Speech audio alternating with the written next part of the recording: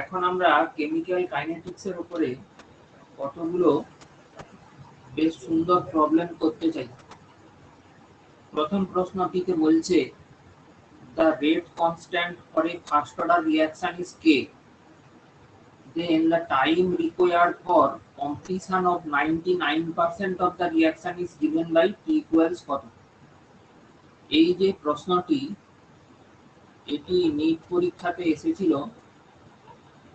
2019-এ। আমরা তো chemical kinetics চ্যাপ্টারটি পড়েছি, তার উপরে অসংখ্য প্রবলেম করেছি, সেগুলো রেকর্ড করে ভিডিও আকারে তোমাদের পাঠানো হয়েছে, যাদের পাঠানো হয়নি পাঠানো হবে। কিন্তু তা সত্ত্বেও আমাদের এরকম অজস্র প্রবলেম করতে হবে। যেমন এই প্রবলেমটি দেখো, আমরা জানি যে for first order reaction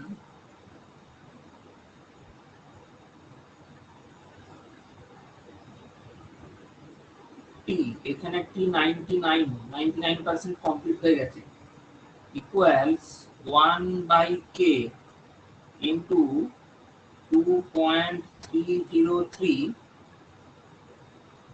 log at the base 10, উপরে C0 মানে ইনিশিয়াল কনসেন্ট্রেশন, সেটা হচ্ছে 100 ডিভাইডেড বাই CT, মানে এখন কতটা পড়ে আছে, 99% তো রিঅ্যাক্ট করে গেছে, তাহলে 100 থেকে 99 বাদ দিতে হবে, ইকুয়ালস 2.303 by k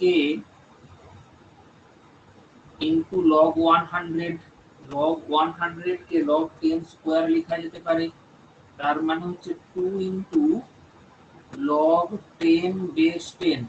আবার আমরা জানি যে log 10 base 10 মানে হচ্ছে 1, তাহলে উপরে পড়ে থাকলো 2, তার মানে 2.606 ডিভাইডেড বাই k, অর্থাৎ অপশন ডি। খুব সহজ প্রশ্ন, তবে পরীক্ষার হলে তো অনেক সময় মাথাটা ঠান্ডা থাকে না, সেটাই সমস্যা। যে প্রশ্নগুলো করিয়ে দেওয়া হচ্ছে সেগুলো বারবার অভ্যাস করার মাধ্যমেই এই কনফিডেন্সটা জাগতে পারে। এটা নিশ্চয়ই সবার বোঝা গেছে, সহজ প্রশ্ন। আসা যাক পরবর্তী প্রশ্নে।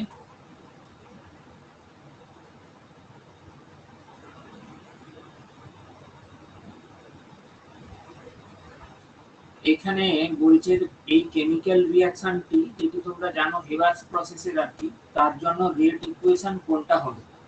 এই প্রশ্নটিও কিন্তু নিট পরীক্ষারই প্রশ্ন, 2019 সালে এসেছে। তার মানে 2019-এর কাইনেটিক্সের চ্যাপ্টার থেকে দুটো প্রশ্ন এসেছিল। যাই হোক, এই যে রিঅ্যাকশনটা, তার রেটকে কত রকম ভাবে লেখা যেতে পারে দেখো। এক হচ্ছে k into n2 to the power m into h2 to the power n, যেখানে m এবং n আর orders which are purely experimental in nature, purely experimental in nature। তবে এটাকে আরো অন্য ভাবেও লেখা যায়, সেগুলো কি রকম। এক হচ্ছে 1/-1 d of n2 dt, minus মানে ক্রমশ শেষ হয়ে যাচ্ছে, ইকুয়ালস 1/-3, স্টয়কিওমেট্রি কোএফিসিয়েন্ট গুলো লক্ষ্য করো, dH2 dt ইকুয়ালস 1/+2, যেহেতু দুটো অ্যামোনিয়া এখানে দেখতে পাচ্ছি, অ্যামোনিয়া তৈরি হচ্ছে, তার কনসেন্ট্রেশন সময়ের সাথে বাড়ছে, তাই এখানে প্লাস লেখা হয়েছে, তোমরা জানো। তো এখানে আমি তোমাকে বলবো এই জায়গাটা দেখতে, এইখানে দেখো এই ddt of n2 এর আগে মাইনাস দিয়ে আর ইকুয়ালস 1/2 dNH3 dt, অর্থাৎ অপশন ডি টা কারেক্ট। অর্থাৎ এখানে প্রশ্নকর্তা দেখতে চাইছিলেন যে তোমরা রেট ইকুয়েশন ঠিকঠাক করে লিখতে পারছো কিনা, যেটা কেমিক্যাল কাইনেটিক্সের সবচেয়ে মূল কথা আর কি। এই যে প্রশ্নটি, এটিও কিন্তু নিট পরীক্ষাতে এসেছে, এটি 2016 সালে আসতে দেখা গেছে। শোনো, এই প্রশ্নটি হয়তো আর আসবে না, কিন্তু এই ধরনের প্রশ্ন প্রত্যাশিত, সেই কারণেই এগুলোকে করানো। আশা করি তোমরা অভ্যাস করবে। The rate of the first order reaction হবে is 0.04 mole per liter per second at 10 second and 0.03 mole per liter per second at 20 second after initiation of the reaction। তাহলে হাফ লাইফ পিরিয়ড কত হবে? এই প্রশ্নটা আমার বেশ ভালো লেগেছে। দেখো, আমরা জানি যে for first order reaction T equals 1 by K ln C0 by Ct। তাহলে তো আমি এটাও বলতে পারি যে T1 equals 1 by K ln C0 by C1 তর্কের খাতিরে ধরা যাক, এবং T2 equals রেট কনস্ট্যান্টটা তো কনস্ট্যান্ট, তার নামই কনস্ট্যান্ট, কিন্তু ln মানে একটা বেস ই আর কি, C0 by C2। তাহলে আমি যদি বলি যে T2 minus T1 সেটা কত দাঁড়াবে? 1 by K কমন নিয়ে নাও, ln C0 by C1 minus ln C0 by C2 equals 1 by K। লগের সূত্র নিশ্চয়ই তোমরা সবাই জানো, C0 by C1 মানে বিয়োগ যখন হচ্ছে তখন ভাগ হয়ে যাবে এখানে আর কি, তাহলে C2 by, একটু ভুল হলো এই জায়গাটাতে, তাহলে 2 লিখতে হতো যেভাবে বিয়োগটা হয়েছে আর কি, কারণ 2 থেকে 1 বিয়োগ হয়েছে, 1 থেকে 2 নয়, সরি। তো এখানে তাহলে কি দেখবো আমরা?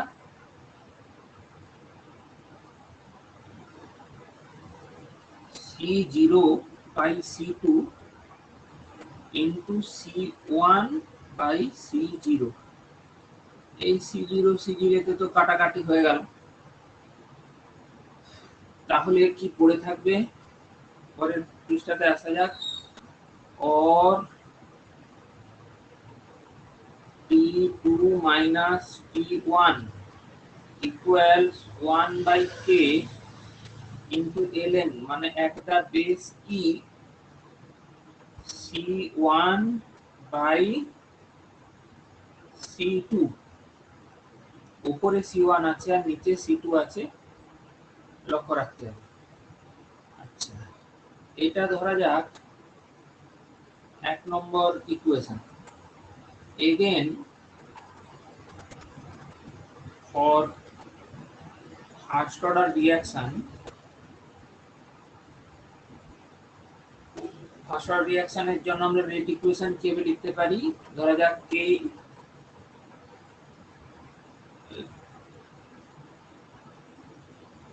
R equals K into A to the power 1। মানে আমি বলতে চাইছি একটা কাল্পনিক রিঅ্যাকশন ভেবে নাও যে A থেকে প্রোডাক্ট তৈরি হচ্ছে, তাহলে তো যেহেতু এখানে বলাই আছে যে ফার্স্ট অর্ডার রিঅ্যাকশন, তাহলে আমি A to the power 1 লিখেছি, ব্যাস এটুকু। তো তাহলে আমি এখান থেকে লিখতে পারি যে R1 equals K into A, বা এখানে সিও লেখা যেত, যেহেতু উপরে সি ব্যবহার করেছি, তোমাদের না কনফিউশন হয়ে যায়, তাই এখানে সি ব্যবহার করা যায়। তাহলে এখানে C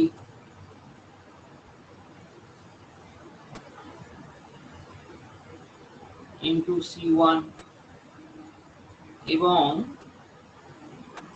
R2 equals K into C2। তাহলে আমি বলতে পারি যে C2 by C1 equals C2 মানে হচ্ছে R2 by K R C1 মানে হচ্ছে R1 বাই K, তার মানে K into R1 equals R2 by R1। এবারে এই দুটো ইকুয়েশন থেকে কি পাওয়া যাচ্ছে? From equation 1 and 2 we get T2 minus T1 equals 1 by K ln at the base E R1 by R2। তার কারণ এখানে C2 by C1 equals R2 by R1 হয়েছে, অথবা এটাকে তো এইভাবেও লেখা যেত, or C1 by C2 equals R1 by R2 equation 2 দিয়ে দাও, সবচেয়ে ভালো হয়। এবার এই ভ্যালুগুলোকে সব পুট করতে হবে। এখানে T2 টা হচ্ছে 20 সেকেন্ড, T1 টা হচ্ছে 10 সেকেন্ড,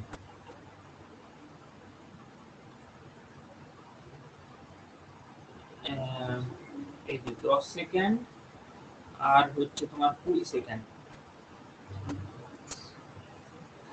এবং প্রথমে 0.04 তারপরে 0.01 রেট, তাহলে